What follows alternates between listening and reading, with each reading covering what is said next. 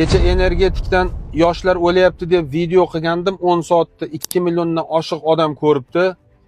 Va menga qo'ng'iroq bo'ldi Telegramdan, ruschalab gapiryapti.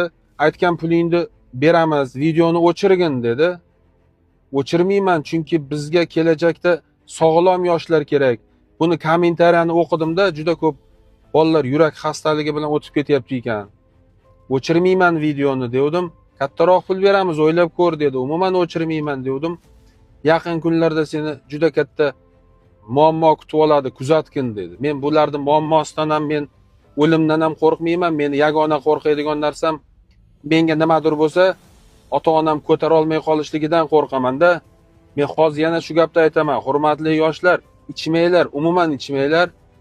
Sizlarga ichishga maslahat beradigan narsam ota-bobolarimizdan qolgan o'rik qoqi bor. Bozorda taxminan 20 ming so'm turadi kilosi. O'shandan olib har kuni baklashkaga 4 ta so'p damlab ichib yuringlar, mazza qilasizlar. Mana shu joyda sizning reklamangiz bo'lishi mumkin edi, hurmatli suvchilar.